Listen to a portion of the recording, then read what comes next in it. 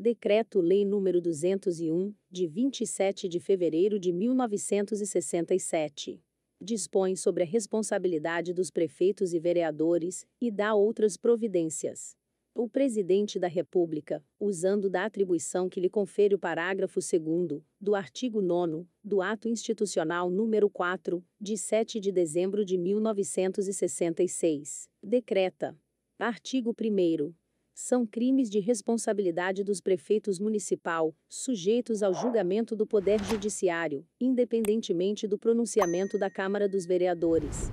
Inciso 1. Apropriar-se de bens ou rendas públicas, ou desviá-los em proveito próprio ou alheio. Inciso 2. Utilizar-se, indevidamente, em proveito próprio ou alheio, de bens, rendas ou serviços públicos. Inciso 3. Desviar, ou aplicar indevidamente, rendas ou verbas públicas. Inciso 4. Empregar subvenções, auxílios, empréstimos ou recursos de qualquer natureza, em desacordo com os planos ou programas a que se destinam. Inciso 5. Ordenar ou efetuar despesas não autorizadas por lei, ou realizar-as em desacordo com as normas financeiras pertinentes. Inciso 6. Deixar de prestar contas anuais da administração financeira do município à Câmara de Vereadores, ou ao órgão que a Constituição do Estado indicar, nos prazos e condições estabelecidos. Inciso 7. Deixar de prestar contas, no devido tempo, ao órgão competente, da aplicação de recursos, empréstimos, subvenções ou auxílios internos ou externos, recebidos a qualquer título.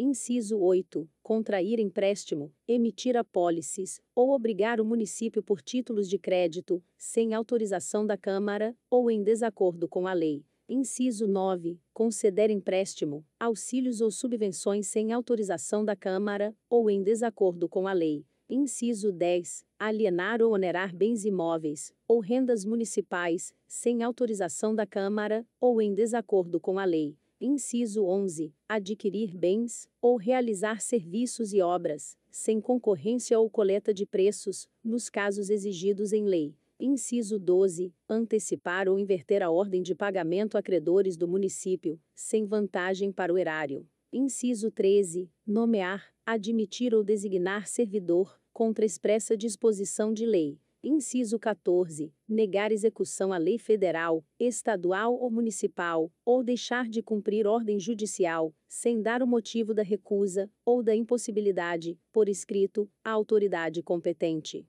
Inciso 15. Deixar de fornecer certidões de atos ou contratos municipais, dentro do prazo estabelecido em lei.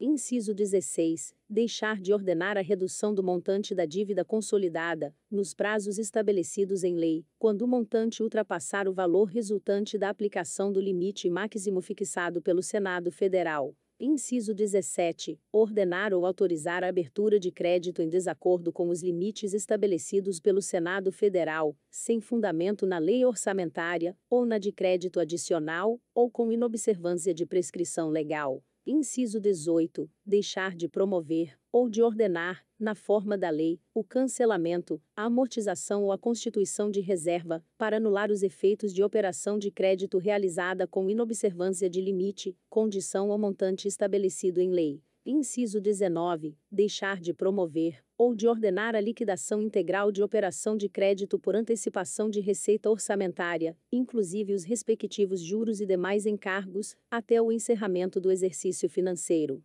Inciso 20. Ordenar ou autorizar, em desacordo com a lei, a realização de operação de crédito com qualquer um dos demais entes da Federação, inclusive suas entidades da administração indireta, ainda que na forma de novação, refinanciamento ou postergação de dívida contraída anteriormente. Inciso 21. Captar recursos a título de antecipação de receita de tributo ou contribuição, cujo fato gerador ainda não tenha ocorrido. Inciso 22. Ordenar ou autorizar a destinação de recursos provenientes da emissão de títulos para finalidade diversa da prevista na lei que autorizou. Inciso 23. Realizar ou receber transferência voluntária em desacordo com limite ou condição estabelecida em lei. Parágrafo 1º. Os crimes definidos neste artigo são de ação pública, punidos os dos itens 1 e 2, com a pena de reclusão, de 2 a 12 anos, e os demais, com a pena de detenção, de 3 meses a 3 anos. Parágrafo 2º.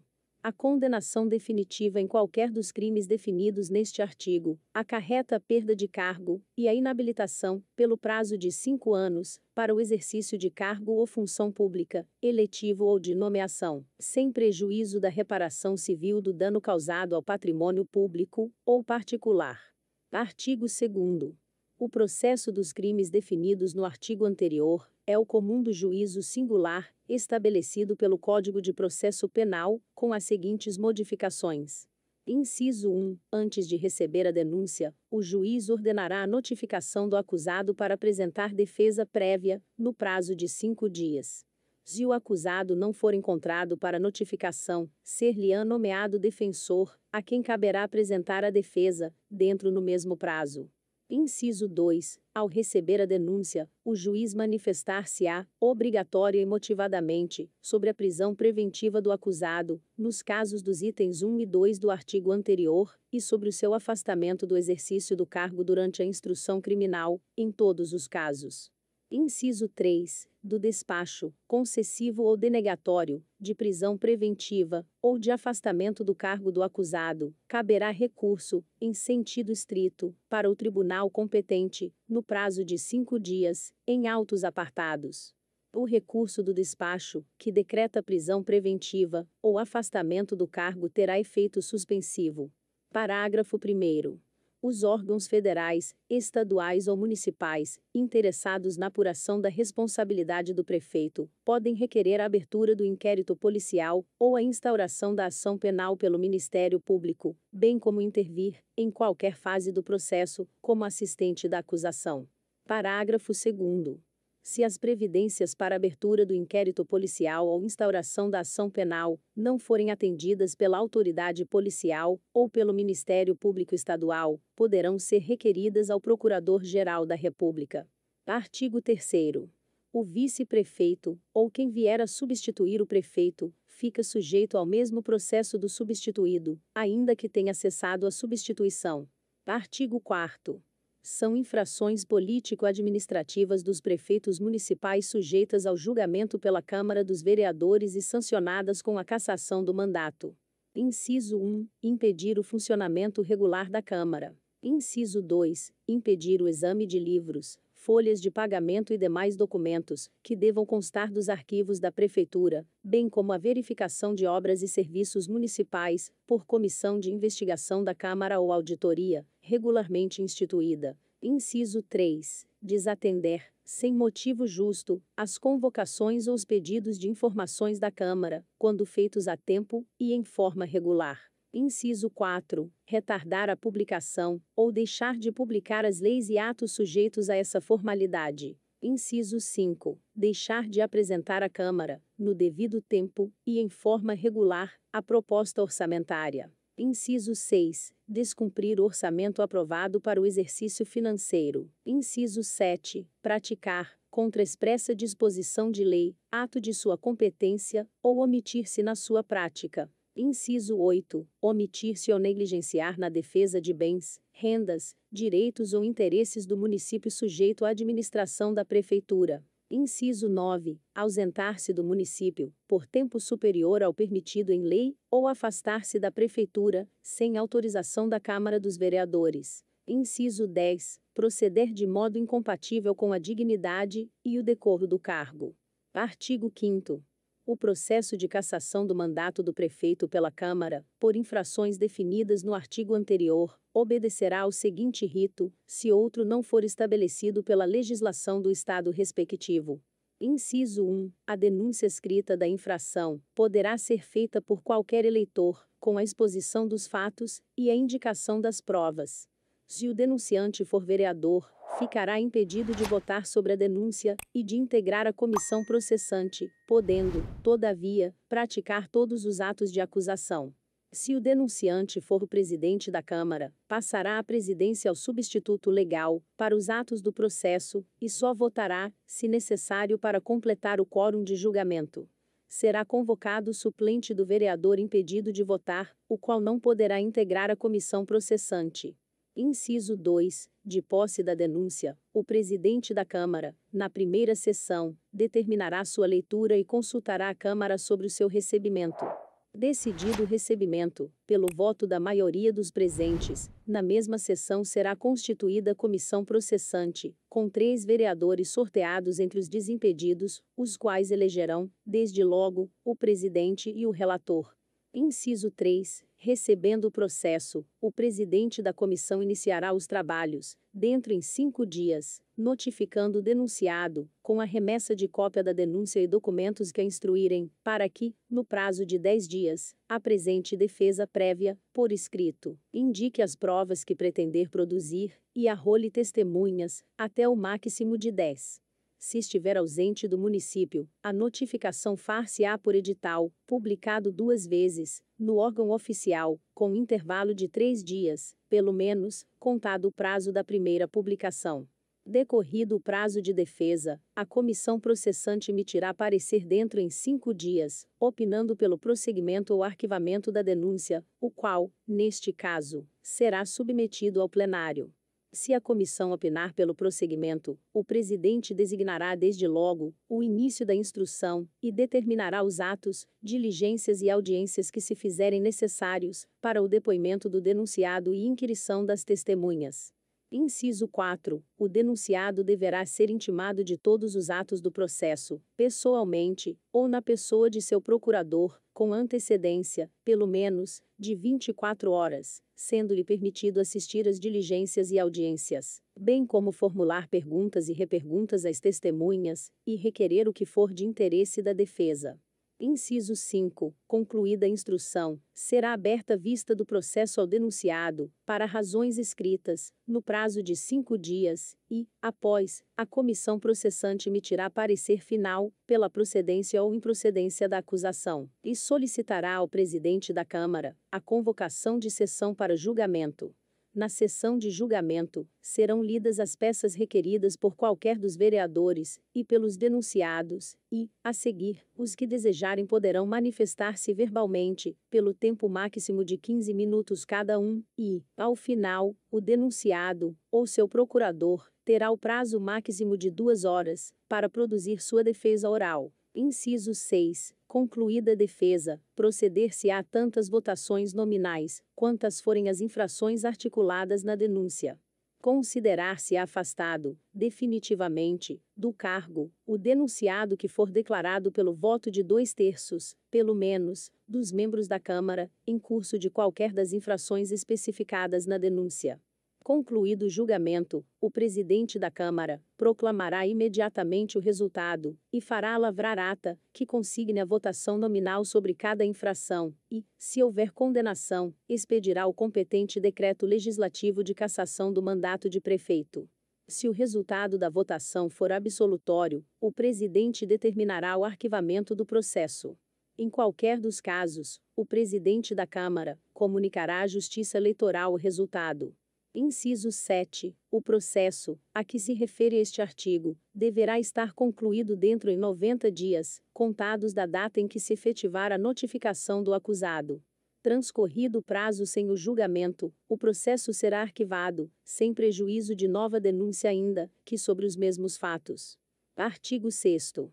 Extingue-se o mandato de prefeito, e, assim, deve ser declarado pelo presidente da Câmara de Vereadores, quando: Inciso 1. Ocorrer falecimento, renúncia por escrito, cassação dos direitos políticos, ou condenação por crime funcional ou eleitoral. Inciso 2. Deixar de tomar posse, sem motivo justo aceito pela Câmara, dentro do prazo estabelecido em lei. Inciso 3. Incidir nos impedimentos para o exercício do cargo, estabelecidos em lei, e não se desincompatibilizar até a posse, e, nos casos supervenientes, no prazo que a lei, ou a Câmara fixar. Parágrafo único. A extinção do mandato independe de deliberação do plenário, e se tornará efetiva desde a declaração do fato ou ato extintivo pelo presidente, e sua inserção em ata. Artigo 7º. A Câmara poderá cassar o mandato de vereador, quando: Inciso 1. Utilizar-se do mandato para a prática de atos de corrupção, ou de improbidade administrativa. Inciso 2. Fixar residência fora do município. Inciso 3. Proceder de modo incompatível com a dignidade da Câmara ou faltar com o decoro na sua conduta pública. Parágrafo 1º. O processo de cassação de mandato de vereador é, no que couber, o estabelecido no artigo 5º deste Decreto-Lei. Parágrafo 2º. Revogado pela Lei nº 9.504, de 1997. Artigo 8º. Extingue-se o mandato do vereador, e assim será declarado pelo presidente da Câmara, quando: inciso 1. Ocorrer falecimento, renúncia por escrito, cassação dos direitos políticos ou condenação por crime funcional ou eleitoral. Inciso 2. Deixar de tomar posse, sem motivo justo aceito pela Câmara, dentro do prazo estabelecido em lei. Inciso 3. Deixar de comparecer, em cada sessão legislativa anual, a terça parte das sessões ordinárias da Câmara Municipal, salvo por motivo de doença comprovada, licença ou omissão autorizada pela edilidade, ou ainda, deixar de comparecer às 5 sessões extraordinárias convocadas pelo prefeito, por escrito e mediante recibo de recebimento, para apreciação de matéria urgente, assegurada ampla defesa, em ambos os casos. Inciso 4. Incidir nos impedimentos para o exercício do mandato, estabelecidos em lei, e não se desincompatibilizar até a posse, e, nos casos supervenientes, no prazo fixado em lei, ou pela Câmara. Parágrafo 1º. Ocorrido e comprovado o ato ou fato extintivo, o presidente da Câmara, na primeira sessão, comunicará ao plenário e fará constar da ata a declaração da extinção do mandato e convocará imediatamente o respectivo suplente. Parágrafo 2º. Se o presidente da Câmara omitir-se nas providências no parágrafo anterior, o suplente do vereador, ou prefeito municipal, poderá requerer a declaração de extinção do mandato, por via judicial, e se procedente, o juiz condenará o presidente omisso nas custas do processo e honorários de advogado que fixará de plano, importando a decisão judicial na destituição automática do cargo da mesa, e no impedimento para nova investidura durante toda a legislatura. Parágrafo 3º. O disposto no item 3 não se aplicará às sessões extraordinárias, que forem convocadas pelo prefeito, durante os períodos de recesso das câmaras municipais. Artigo 9º. O presente Decreto-Lei entrará em vigor na data de sua publicação, revogadas as leis números 211, de 7 de janeiro de 1948, e 3.528, de 3 de janeiro de 1959, e demais disposições em contrário. Brasília, 24 de fevereiro de 1967, 146º da Independência e 79º da República. H. Castelo Branco.